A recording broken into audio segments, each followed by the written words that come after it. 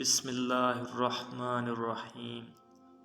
شروع اللہ کے نام سے جو بڑا مہربان اور نہایت رحم کرنے والا ہے۔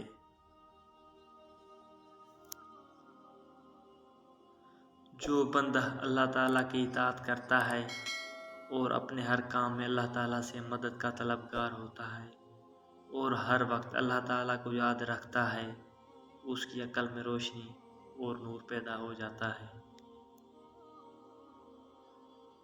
نفس کے ساتھ جہاد کرو، گناہوں سے طیب ہونے میں جلدی کرو تاکہ اللہ تعالیٰ کی اطاعت و فرما برداری میں کامیاب ہو جاؤ۔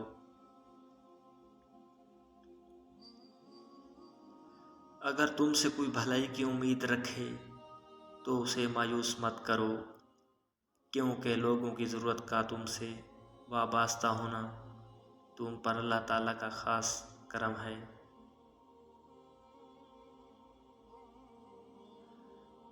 ماں باپ دنیا میں سب سے بڑی نعمت ہیں۔ ماں نہ ہوں تو دل کو دلاسا دینے والا کوئی نہیں ہوتا، اور اگر باپ نہ ہوں تو زندگی کی دوڑ میں اچھا مشورہ دینے والا کوئی نہیں ہوتا۔ باپ ایک ایسی کتاب ہے جس پر بہت سے تجربات تحریر ہوتے ہیں جو زندگی گزارنے میں رہنمائی کرتے ہیں، اس لیے اسے اپنے سے کبھی دور مت رکھیں۔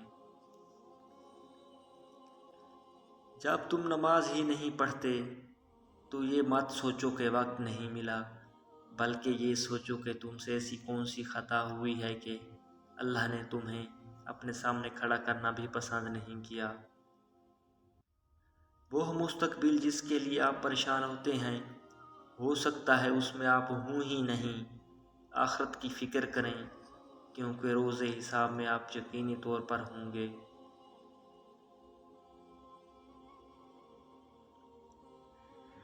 کسی کو اس کی ذات اور لباس کی وجہ سے حقیر نہ سمجھنا، کیونکہ تمہیں دینے والا اور اسے دینے والا ایک اللہ ہی ہے۔